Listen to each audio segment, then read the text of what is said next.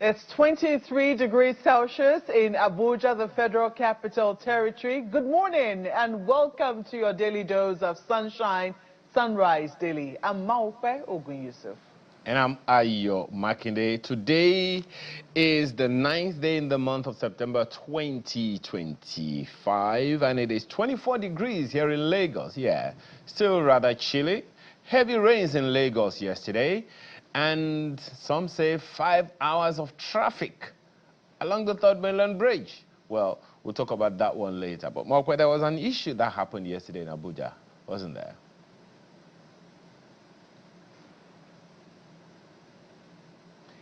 Indeed, Ayo, a matter that we have been tracking with bated breath, I dare say, and a bit of anxiety because we know that if these talks fail, the implications could be dire. We did tell you yesterday, and it's something that a lot of media houses have been tracking, this conversation between NUPENG, that's the National Association of Petroleum and Natural Gas Workers, and Dangote Refineries, which was convened by the federal government. Initially, there had been talks, or will I say there had been calls that the federal government should call the management of the Dangote Refinery to order as they were refusing for their workers to unionize.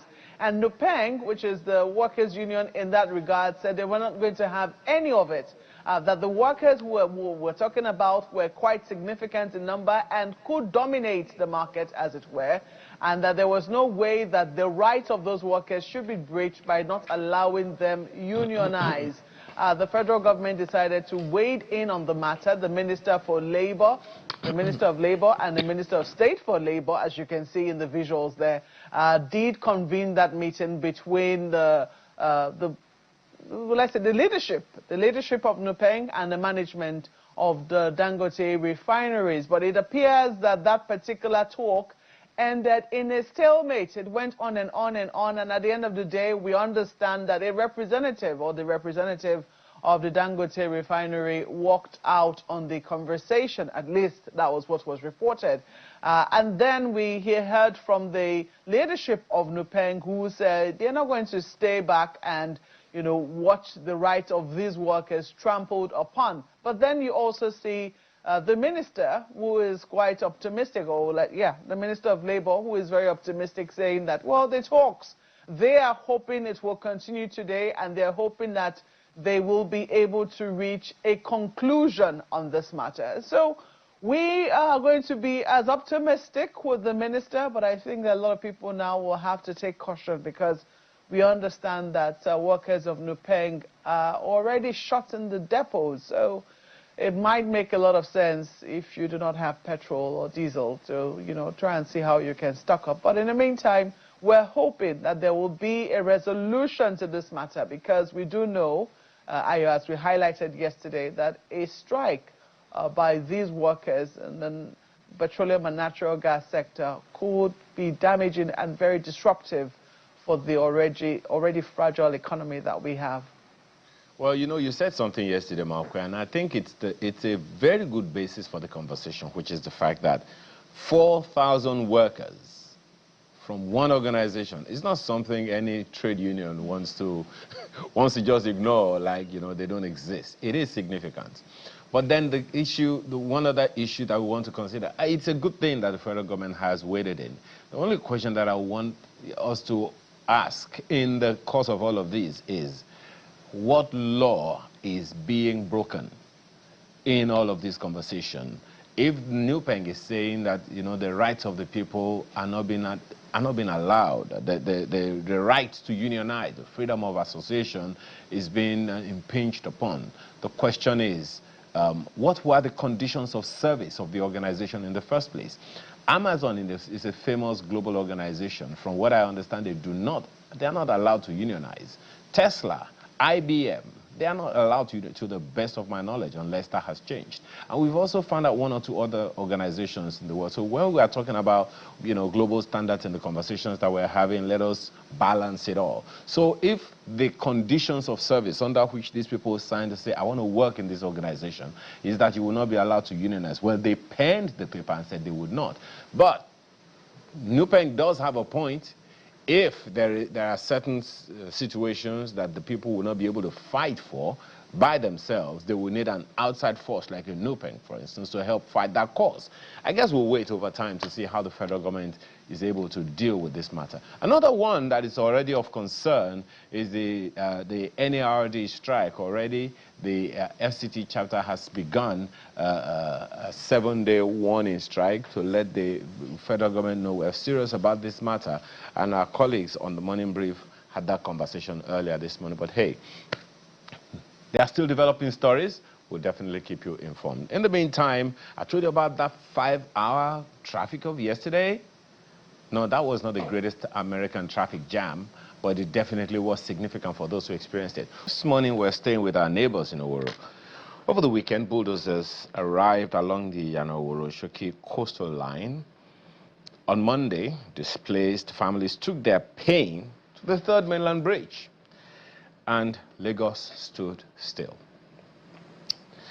This morning, we want to have a conversation with one of the residents in the environment who will tell us exactly what this whole thing is about. Opeyemi Ogunlami is the Take It Back coordinator for Koshofe. He's right here with us in the studio. Good morning and thank you for joining us. Good morning to you and thanks for having me.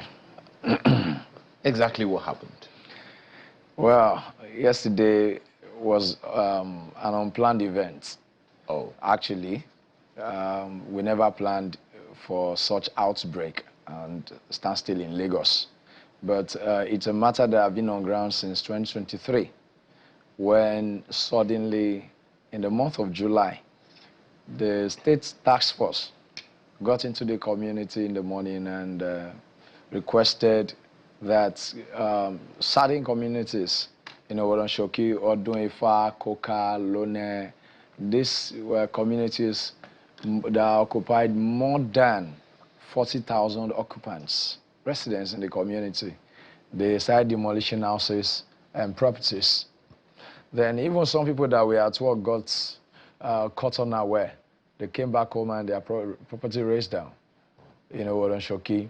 And then after subsequent intervention, nobody responded. People in government keep saying they don't know about it. The governor was silent. The representative also kept silent. Who are the people that came? Lagos State Task Force. So on a certain day, I went there. How do you know it's Lagos State? That's where I'm going now. Okay. On a certain day, I went there and I mobilized women and children and men in the community to come out, kneel down before the bulldozer for them to hear your plea. On that day was the beginning and the end of the demolition in 2023. They came in, they shot at people, they tear gas people. I was arrested on that day. They took me off from Oworo to the task force office in Black Maria with a young man. Getting there, there had been noise on social media for my release. It was a 2-hour arrest. When we got there, I met with JJ Loye, the former task force head in Oshodi. He actually made a statement that he had seen the noise on social media, that I shouldn't go and incite the people of the community. I should let the people do what they want to do and not stop them. So I sensed, why are you making it a secret to destroy a community and you want it to be silent? So we got back and I went back to the community to ginger them and tell them that they need to get up. So fast forward, we got to House of Assembly. House of Assembly set up a committee headed by Akinsoya, one Honorable Akinsoya in motion. And then the uproar began. At the end of the day, nothing was done. After a series of meetings at the House of Assembly, they ended up saying that we should go and make peace with our king. That was a statement at the House of Assembly. And before that statement, they called JJ Loye, the head of task force then, to come over. He came. He actually stated in the meeting in House of Assembly that the Oba of Oworo wrote them a letter stating that that area is criminal hideout, that criminals that rob from Alakpere to Third Mainland Bridge actually have their hiding place there. We rose against it. Men came out, women came out. We had press conferences on it. But to our surprise, we saw on Third Mainland Bridge We saw at Lekki Law School the advertisement of our land, Oworonshoki waterfront. They call it the elite villa. That is the secret of the demolition in Oworonshoki. So after 2 years, it stopped, and they came back again. Because this advert was when? You said? This advert you talked about was when? The advert was 2023. Okay. Before we get to that, you talked about the monarch of your environment being the one that wrote to the state government. Did you see the letter? JJ Loye presented the letter at the House of Assembly. You saw the letter? He read the letter to them. Okay. And our lawyers wrote letter to task force while they were demolition. The response of task force then in 2023 was that please get back to your king for more detail. Did you get back to the king? We got back to the king through the media because we accused him on the press, in the media. He called, he said to the media that they are only blackmailing him. That was his response. Who is blackmailing him? Government? That we are blackmailing him, stating that he was the one destroying it. He did not confirm nor deny. He did not confirm nor deny. Okay. How about the local government chairman? The local government chairman also claimed, Moyosori Ogunlewe also claimed unaware. And we staged a protest, just as we staged it to the House of Assembly. We staged a protest to local government office. The next thing he did was to come to the community, offered rice, bags of rice, to people whose houses were demolished. Kafila Togbara, House of Representative for Kochofe, also came and alongside Moyosori Ogunlewe, offered 1 million naira to people in the community, people whose houses have been demolished. Then we told them then that it is not the money that we need, it is our property and reason for this demolition. Just a second, are you aware that the Oworonshoki corridor has been on the state drawing board for quite some years, dating back to 2017? Government had unveiled what they call the Oworonshoki waterfront regeneration with about 29 to 30 hectares of reclaimed land. Are you aware of that? I'm aware of that, and then at the State Assembly too, the Surveyor General of Lagos State came, and he also declared that those areas where demolition are extended to are exempted from this. Okay. Now there is also the claim, it's also being reported, rightly or not, that the houses that have been demolished are the houses that and they don't have government approval or permits. Is that correct? Can you confirm what? Let me debunk that. That those houses have their CFOs pasted. Even some are pasted on their gates till this moment, and they destroy their houses. And then, unfortunately, I need to clear this. Before this time, they have actually seen that people had resistance in that community. They used NIWA, National Inland Waterways Authority, against the people. We responded, and then thanks to Amnesty International that responded to them, NIWA was curtailed from taking action. They came again, the Oba of Oworo said a certain place will be used for Igboro, a shrine, that people are given 7 days to leave the area. The people responded through the area command office in Ogodo. They responded. The people in office are actually looking for legal way to nail the people of Oworonshoki, and they had to go through the building control agency when they came in. Okay. I believe Markwe would have a word or two for you as well. Markwe, please go ahead. Indeed, I've just been taking a look at this particular situation. So from the account that you're given, it does appear that there has been no engagement with the community. There's been no formal engagement with this community in terms of the land that they're currently occupying and what exactly the state government will need it for, assuming it were the state government that were behind all of this. There had never been any engagement, even if there's developments. The only thing they've done so far was to speak with the CDC chairman, the CDA chairman in the community, and then what they did was their party faithfuls were people spoken to. So to this moment, there is no engagement of sorts, and people rose up to have engagement with the government. From the local government, the only thing they keep saying is they are not aware. So there's no any formal engagement with the community, even if they have any development plan in mind. There was nothing. You said this matter has been on since 2023, and now it's 2025. and there has been no way, there's been no channel through which to, to get the grievances of this community heard. What exactly will be your next line of action for people in the community now? Okay, before this time, they actually tried to engage the king. People facing the Third Mainland Bridge, whose properties were there, they engaged with the king. Actually, they even went with gifts. And the king told them that actually they want to make road, that their houses were not in good shape, that they should go and renovate their houses, they should make it better. One of the landlords there actually sold a house in Ibafo, and then used the money to renovate the one in Oworonshoki. Sadly, the house was demolished after the king said, go and renovate your houses. And very many other landlords that renovated their houses got their houses demolished. There was no formal engagement. They keep pushing people aside. I'm very, very concerned. I mean, when you talk about the manner in which this has been done, from the report that our correspondent was able to gather, he said that, people just woke up and saw bulldozers in front of their homes. And those houses were pulled down. I have asked, and I'm not quite getting a response from you, what exactly will be there? Because it does appear that every time you've tried to engage, you have met a roadblock. The homes of those people are still very much in danger. You are suggesting that perhaps what is at the fore of this is an attempt for developers to lay claim to the land and build something on it. It's unclear, because we have also tried to get through to government officials and we haven't quite gotten any response. But the homes of these people are still in danger. So what exactly will be the next line of action for the people of Oworonshoki? Okay, before now, even in 2023, Channel TV also interviewed the House of Assembly representative.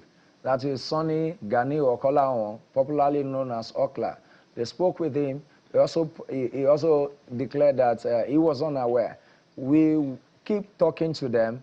After 2023, we engaged local government. Moyosori Ogunlewe claimed unaware. Yesterday, what led to Third Mainland Bridge was he came and he had meeting with their party faithfuls. And he wanted to speak with the people, but because we have addressed him, he said he was not aware. Then I was present there. We had pictures, evidence online to show that we engaged you in public. Then you are still saying you are unaware. People got angry after I left. They booed him. And then the next voice of the people after the suppression in Oworonshoki was to hold the microphone in beside them. And the next line of action was, if we get to Third Mainland Bridge, people will hear us. The whole world will hear us, because Third Mainland Bridge is the channel to the world. That's why yesterday we occupied Third Mainland Bridge, because bulldozers were still in the community. They got to a particular community yesterday where they told them 2 hours, they will set them ablaze. That's ferry community, they call them precious seed. 2 hours were given to them. Then they told them, leave this place in 2 hours. That was why we felt like, no, instead of you setting our communities ablaze, like you did in 2023, we will go to the streets. If our matter cannot be resolved in the office with dialogue, then we will sort it in the streets. And that was exactly what happened yesterday. We demanded those bulldozers to leave when the CP came, and they left after the CP authorized them to leave. So if government refused, actually Lagos State government had made up its mind, yet to make any statements about it. They know about what is going on. People whose property, whose houses have been there for the past 35, 40 years are being displaced in Oworonshoki without any plan of resettlement, compensation. In 2003, a woman died with pregnancy. Nobody made a claim to that. Nobody requested for the life. A 5-year-old boy died, Shegun Oloye, died as a result of the demolition. When his father's house was demolished, the boy slumped and died. Nobody talked about that. We moved on with life. It will not happen to those people in government, and there will be quietness. That's why we feel that instead of we dying in the community, let them come and kill us on the Third Mainland Bridge. So if the government persists on this destruction of people's life, we'll keep settling our matter in the streets. It's a very, well, I say it's a very tough place to be. You know, for years, plying the Third Mainland Bridge and, you know, going back and forth. And sometimes you look at the community in Uru, just very close to the water. I'm very unclear, you know, as to where precisely was demolished yesterday, or beg your pardon, over the weekend. But sometimes you also have to ask, you know, if there has been a structured development of Uru, or the development have also been haphazard. So for the people that you are fighting for, are they the people who are coming to, you know, who just develop because they just think that there's land there, there's available land there, and nobody's going to question them? Or are they legal owners who have actually sought approval from the state government before developing their property? Okay, that area, actually, let me put it clear that from Third Mainland Bridge to Ifako, that's the community, that's where those communities are located. From Third Mainland to Ifako will be demolished. And then we need to state that there are rightful owners that have gazette from Lagos State government. There's a family called the Akinpelu family. They are also part of the people selling land. The former king, who is the father of the current king, a late king now, also sold land in that place. The Oloto family also sold land to people in that place. They lay claim to legal documents to these lands. So how come someone became a king and need to evict all the people? Meanwhile, before this time, the former king, the late king, who is the father of the present king, actually told people to buy their land again before he died. Some people rejected the offer that they paid to the Omonile that have the properties to the land. How come you became a king and you are requesting they should come and buy their lands again? Some people actually paid for their land at that time. In fact, there's a very elderly man that's now late in that community, the Ajishegiri. He also fought the king over this thing. Federal government is aware of this fight between the former king and the Ajishegiri family, that the king kept selling lands and properties of people, and then they want them to buy it again at about some millions of naira, and they rejected. Some that could do it did it, but this time they are coming again to say that their land is their ancestral land. There is nothing like that. People need to request for accountability from the people representing them in government, because there are documents to these lands. Well, we certainly will keep tabs with this development. You have said that this battle will continue, that if the state government, because clearly now it does appear that on the one hand, we hear this is something that is happening between the king of your place and the, let's say, and the community, and on the other hand, you're also suggesting that perhaps the state government is also involved. So which exactly is it? Is it a battle with the king, or do you think the king is acting on the orders of the Lagos State government? Lagos State government is yet to say anything. From 2023 till now, even till yesterday, local government chairman says he is unaware. Regardless of the meeting, the information he got, the money he came to give, the rights he came to offer with the Federal House of Rep, Kafila Togbara, Lagos State government still kept quiet over this matter. Meanwhile, they did this. We need to make this clear. They did this because they felt that the people of Oworonshoki have nobody. They did this because they felt the people of Oworonshoki do not know their left from their right. It's a low-income earners community, and that community must be taken from the poor and redistributed to the rich. And this is undemocratic. They need to grant us audience to hear us. Okay, so what is the current situation now of the community? The community is in turmoil and in a state of distress. A lot of people have got their shock. Many people are still dying. Till July 2025, a woman still died and was confirmed that the shock she had. Everybody, very many elderly people are saying the community that could not come out. And they are still expecting demolition to take place again.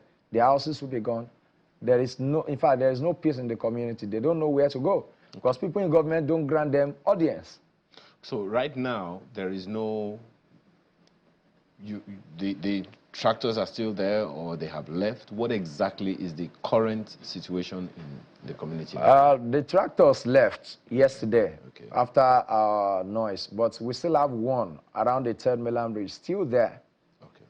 Okay. That is the situation now. Okay, so what is the community asking for? For a pause, for compensation, for upgrading, for relocation? What exactly do you think will resolve this issue? The community need nothing but compensation. If you need the land, by all means, you compensate and resettle people. The way they are doing to people in Okota, you should do that. You don't displace people. And then the community is taking legal action immediately against the Lagos State government for displacing the majority part of the people and community in Oworonshoki. Was there any notice given to the people at all? We understand that some got some 1 month notice or something. Yeah, in the month of April this year, they gave notice to people. It was not notice of eviction. It was notice of things happening in their community from local government.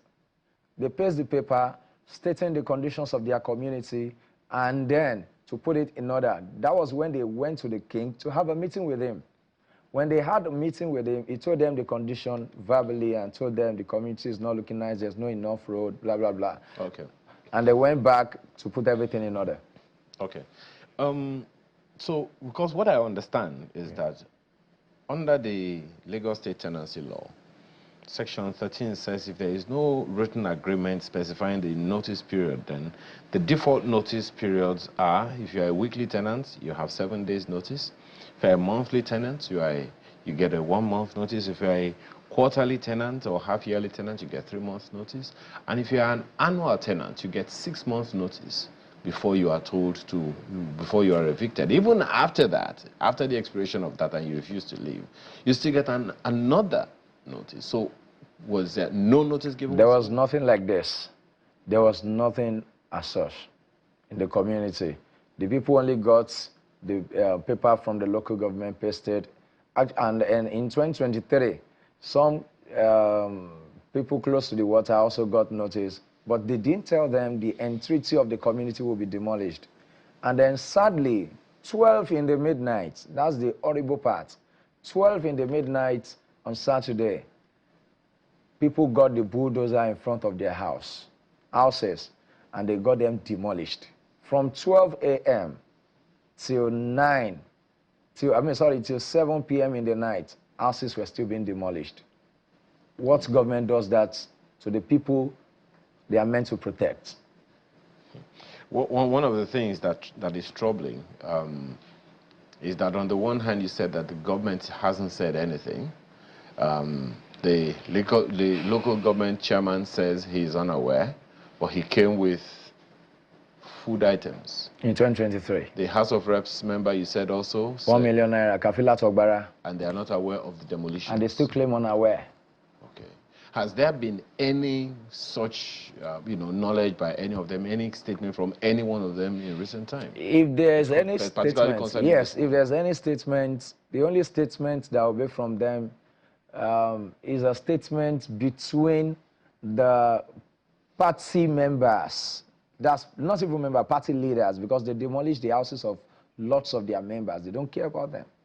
They demolish the houses. The CDA, CDC leaders were the ones having meetings with their representatives. And they just get to the community to defend their representatives, to defend their party.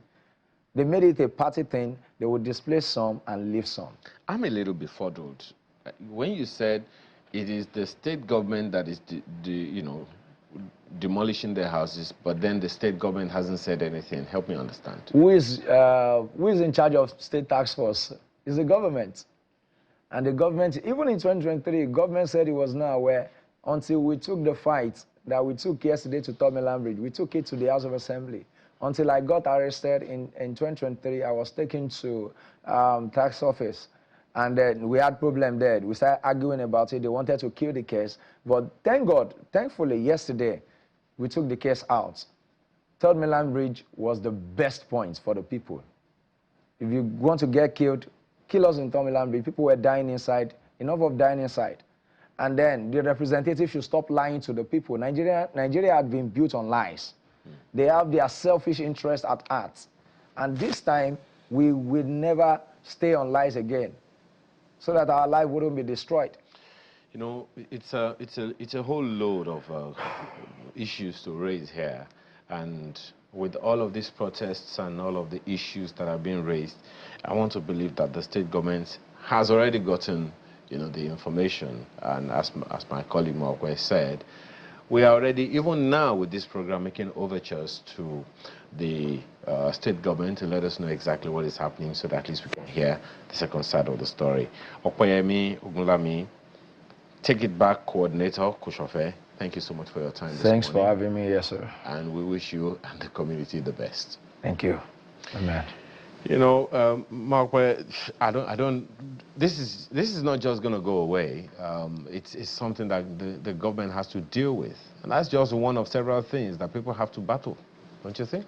Indeed, Ayo, it doesn't make any sense that the state government insists on burying its head in the sand with such an issue on the fore, because it would seem that every time that they would decide to take the bulldozers there, if they are the ones taking the bulldozers there, but it's unclear, you know, how many people can actually afford to take bulldozers there with Black Marias without the knowledge of the state government. So if by now they are not aware of this particular incident, given all that has happened so far, especially with the blockade of the third mainland bridge yesterday causing gridlock for hours, we should think that by now we should be hearing some explanation from the state government as to what they know about this matter. If it's a local chieftaincy affair and the king is causing trouble for the citizens that he's supposed to be protecting and overseeing, then, you know, there are big questions, and it means that they ought to come out and let us know what exactly it is and what it is they're doing to pacify the people. After all,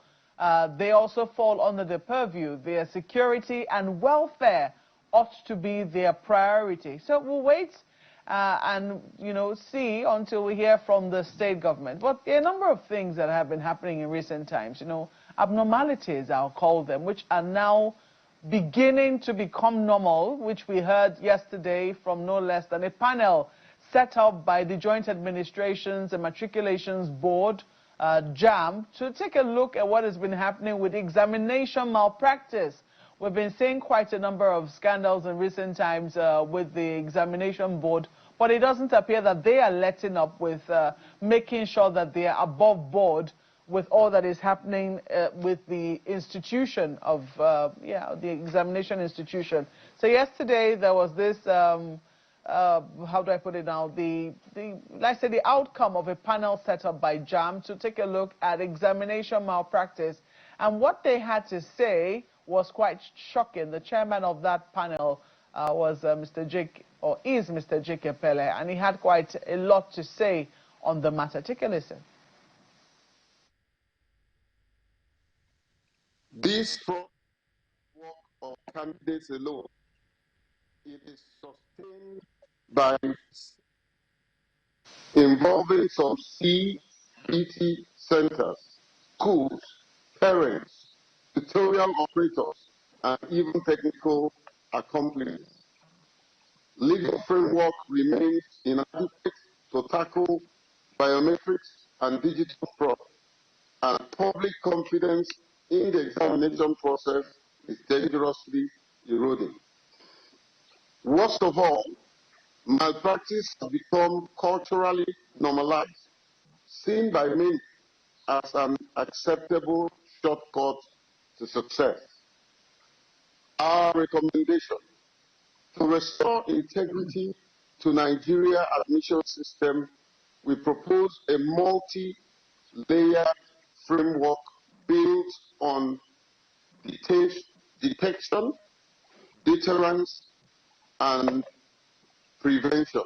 Deploy AI-powered biometrics, anomaly detection, dual verification system, real-time monitoring, and a national examination security operation center. So you heard it right there. Over 4,200 tech-driven cases of examination malpractice. And the most shocking part is that he says examination malpractice is becoming normal. This is something that we cannot allow to be normalized in our country. Ayo. AI-enabled examination malpractices. AI-enabled examination malpractices. In fact, part of the report, talked about the fact that they use image morphing for in more than 100 cases, of this thing. It says 190 cases of AI-assisted image morphing. In other words, you're sitting right there, your camera is on, and you're not the one there. It's AI that has put your face there, and someone else is running the examination for you. It just scares me for the future. It's more of a concern than a fear, because what quality of people are we going to produce in the future? What quality of productivity, of development are we going to have as time goes on? I want to believe that all of us are taking a cue. Part of the thing that you heard Dr. Pele say there is the collaboration, or surreptitiously or not, of teachers, of parents, of adults in the entire process. Because students cannot just do these things themselves. One way or the other, we enable them. It should be a concern for all of us. And I want to believe that following the release of this report and all the necessary cues that need to be taken, then we'll begin to find a way to address the issues for the future. Especially now, Malkwe, that just next year, the federal government has already said WAEC, even WAEC, will be a CBT exam. It will be computer-based testing for WAEC and a number of other things like that. So, are we ready for what is coming? Questions, Malkwe. And more questions. Well, we'll take even more questions this time around to Nigeria's House of Representatives. Well, not just the House of Representatives, the Senate as well are still currently on recess. However, it does appear that there's been quite a bit of maneuvering, during this recess. Because yes, committee meetings are still holding in some instances. Members are still going to their constituencies. Sometimes you'll be wondering, does the National Assembly truly shut down in that sense? Well, big questions. But what we've been hearing, whisperings that we've been hearing, is that all doesn't seem to be well in the House of Representatives, and that members could be planning a showdown with the Speaker of the House when it finally convenes, or when it resumes anytime soon. But to help us shed light on whether this is just a storm in a teacup, or whether this is, the work of rumor mongers, we have with us Honorable Philip Agbese, who is the Deputy Spokesperson of the House of Representatives. Good morning and welcome to Sunrise Daily. Thank you very much, Malakwe. Thank you. Well, this is what we have heard. I do not know whether you're going to be, because you have had to debunk very strongly this news that members were unhappy with the Speaker of the House of Representatives. What could have given rise to this in the first instance? Well, Malakwe, you know that in every human society, there are bound to be disagreement, and there are also moments of excitement. But in this case, there was actually no disagreement. There was nothing like that anywhere. We actually don't know where people got that story from. Actually, there were issues concerning, non-execution of constituency projects as budgeted in the 2025 Appropriation Act. And of course, our constituents were getting worried, and that worry was transferred to members of parliament, who in turn, in one way or the other, decided to also air their views. But as a matter of fact, it has nothing to do with the wonderful leadership of His Excellency Right Honorable Tajuddin Abbas. Members of parliament are very, very happy with what he has done so far. His mode of leadership, his ability to run an inclusive government, to carry everyone along. And our legislative agenda is bubbling. We are delivering on our mandate. So as a matter of fact, I want to confirm, reaffirm once again to Nigerians that there's no such thing anywhere in the parliament. That's very interesting, because you say that, people were unhappy that they could not execute constituency projects. They expressed their unhappiness with members of the National Assembly, who in turn aired their grievances. Yet you say they are all happy. Everybody is happy. Yes. Meanwhile, there is some unhappiness. No, yeah. Like I said earlier, the unhappiness is actually coming from our constituents, because these projects have been advertised, through our budget. The budget is an open document, and for instance, constituents who have seen projects that are going to bring about better living conditions in their communities are no longer happy that these things have not been executed. As a matter of fact, this is the first time that the capital expenditure component of the national budget would not be executed. Even this is September, 3 months to the end of that. Basically, that has nothing to do with the leadership of His Excellency Right Honorable Tajuddin Abbas. Even senators are also expressing the same view. But to situate it properly, it is the responsibility of the executive to execute the budget. It is not our responsibility. The best we have done is to nominate projects that have direct bearing on our constituencies, and we are hopeful. Even when that came up, His Excellency the Right Honorable Tajuddin Abbas, within a very short period of time, was able to constitute a committee headed by the Deputy Speaker, who in turn invited the Honorable Minister of Finance and the Accountant General for the Federation. They had that meeting, and they reached some compromises between them and the local contractors. We were also worried that, our local contractors have not been paid for jobs that have been fully executed. And I think the Honorable explained that they wanted to follow due process to ensure that, the jobs that the contractors have executed, they truly confirm that those jobs have been executed before they make payments to them, and that distant time they will also commence the execution of the capital projects in the 2025 Appropriation Act. So that was what happened. So it is about a child who is hungry, who has not eaten. Instead of directing his anger to his mother, of course, is looking for his siblings to hold responsible. The holder of the key to the kitchen in this instance is the executive, and we have listened to them, and I think members are also convinced.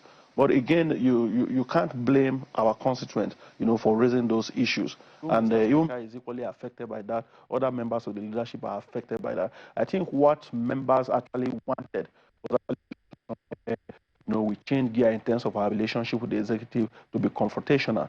But in line with Mr. Speaker's agenda, for the House and his leadership style, he has stated that he prefers a leadership that seeks to collaboration and partnership, not one that will be at war with the executive. And as a matter of fact, so far so good. We have looked at what the executive is also doing and the interaction we have had with them. We actually don't see any need for that kind of war, that some people want to have with the executive. That was why Mr. Speaker, in his wisdom, invited them. A second issue that was also raised was the issue Honorable Philip, sorry, let me interrupt you. You're saying that, and I think that this is common knowledge, and a lot of people have been wondering what exactly is going on. The Appropriation Act, 2025 Appropriation Act, has passed into law. It's a law, isn't it? Yes, it is. Has not yet been executed. No capital component of it has been implemented. Is that correct? Yes, that has been dragging. That has been dragging. Yes. As a matter of fact, we understand we're still implementing the 2024 Appropriation Act. Is that correct? Yes. In reality, I think what has happened to the 2024 Appropriation Act, from the explanation we got from the Honorable Minister of Finance during our last interaction with the executive, was that these projects have been executed.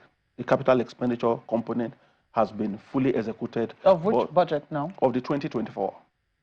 The capital expenditure has been executed? Yes, that it has been fully executed. But what they are doing, because they have put in place fiscal policies in line with the administration's goal on accountability and transparency, to ensure that they pay for projects that have been fully certified to have been executed, and that their team is still going around the country to confirm some of these projects. In the past, we had situations where, payments will be made to contractors, and you have to bring in the Economics and Financial Crimes Commission, to now begin to investigate. So he told us that that is what they are trying to avoid. And the point I'm trying to make is it's a very, very awkward situation we have found ourselves. Initially, we were very, very happy when we saw the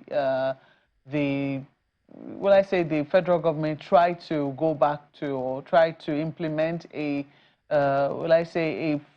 budget that rhymed with the year, so to speak, by starting a new budget at the beginning of every year. So the 2024 or 2023 budget should be implemented from January 1st to to December 2023, etc., etc. Yes. But now this is September. We're almost mid-September, and the 2025 budget, particularly the capital component of the 2025 budget, has not yet been implemented. Yes. And you say that you do not want a war with the executive arm of government. No, we are concerned. We are bothered as representatives of the people. Our people are worried. Nevertheless, our approach as a parliament that has achieved quite a lot in terms of the activities that were carried out, motions that have received corresponding cooperation from the executive. We believe, in a leadership style that aligns with the posture of His Excellency the Right Honorable Speaker Tajuddin Abbas, and that is one, that sees to progress, not of war, one that is collaborative in nature. Our relationship is about partnership, where the various arms of government are respected and our limits and boundaries are clearly spelled out. Like I mentioned earlier, it is our responsibility, to pass the law. It is the responsibility of the executive to implement. When they implement, we oversight. We look at what they have done. So we are worried that and in the event that they do not implement, whose job is that? Yes, and like I mentioned, that's exactly why we had to invite them. We invited them last week. Tomorrow, by 11 a.m., we'll be meeting with the Honorable Minister of Budget and Economic Planning, as well as the Minister of Finance, the Director General of the Budget Office, and even the Accountant General, to discuss, the way forward, to know why these things have not been implemented. Because according to Mr. President and what he has said, we have seen they've been able to raise enough resources locally, to service local debt. And the Honorable Minister of Finance has also said that they are doing very well in terms of revenue generation. So we want to see, just like every other Nigerian, that these things are fully implemented. And again, this takes us to, what Daily Trust newspaper reported yesterday on the issue of debt and borrowing. A speech of Mr. Speaker that was read at the event of the West Africa Association of Public Affairs and Finance Committees, within the sub-region. And I want to put it clearly to Nigerians that Mr. Speaker's speech didn't say that, because I've seen a couple of social media platforms where Nigerians are making reference to the misinformation that was put out by Daily Trust newspaper. Let me state it clearly that Mr. Speaker and as a parliament, we are interested in scrutinizing borrowings, either locally or internationally sourced money. We want to see that every single penny that is taken, by the government is fully accounted for. And we, as a parliament, we are promoting transparency, and that is why we are meeting with the necessary levers of powers tomorrow, to ensure that we know exactly the state of affairs of the nation and why the capital expenditure has not been fully implemented. I know Ayo has at least a question for you. Ayo. The thing that troubles me, Malkwe, is the engagement that he talked about concerning the constituents. We had a conversation earlier with someone in a particular community, and it would seem like they are disconnected from the people, the plight of the people in their community. So, Honorable, when you say that it is the people that are unhappy with one thing or the other, how do we validate this kind of things? Because at the end of the day, you're still going to go back to them and ask for their votes. So if they are not happy with something, how are we communicating with them the process? Because sometimes they expect from you something that is really not your responsibility. Thank you very much, Ayo. You are a very intelligent person, and you know the answer to that already. So to go straight to the point, we this period of recess availed members of the National Assembly, both senators and representatives, to visit their constituents at home and interact with them. And if you see the period of time that this agitation is coming during the period of the recess. Even in the House of Representatives, most of our committees are working. They are engaging in oversight. But as a matter of fact, we engage our constituents, through media platforms, the social media, most importantly, town hall debates, especially this period of holidays. So when you go home and your constituents, raise these complaints, because during the town hall debate, we engage opinion leaders, religious leaders, and everybody, who are major stakeholders to come forward with their views. And in January 2025, the president signed the appropriation bill into law. And of course, our constituents are very knowledgeable. They've seen copies of the budget. They know the things that are included in the budget. And of course, they really want to see these projects being executed. It was part of that worry that led to to some sort of disagreement, in some of our WhatsApp platforms where members expressed themselves and the media picked it and it was well reported. And we are saying that, yes, it was well reported. We're not denying that fact. The executive too has not denied the fact that the budget has not been implemented. It is a work in progress. We're meeting with them tomorrow. As much as I do not intend to preempt the outcome of tomorrow's meeting, I know that the executive have woken up, and from the explanation given to us, like I mentioned earlier, they've told us that they've been able to source money, enough money, to backroll the budget. And they are fully interested in ensuring that just the capital component, because the personnel component of the budget, has been implemented, because salaries have been paid since January up to no government agency is owing. It's just this component that they for us to have the 2025 Appropriation Act fully executed. And we believe that there's still enough time for them to carry out these things. From our checks, most of the agencies have actually, done their due diligence and already undertaking procurement processes for these jobs. The jobs have been awarded. It's just a question of execution. So by God's grace, the outcome of tomorrow's meeting, which we'll be coming back to brief Nigerians about, will be a very positive one for the country. All right, then we certainly will hold you to your promise about that one, coming back to brief Nigerians on the outcome of the meeting. We have to thank you for coming on Sunrise Daily this morning. Honorable Philip Agbesa is the Deputy Spokesperson of the House of Representatives. Thank you very much for coming, Honorable. It's a pleasure, Marco. Well, that's where we wrap up today's edition of Sunrise Daily. Thank you so much for being a part of the program. I'm Maokwe Ogun Yusuf.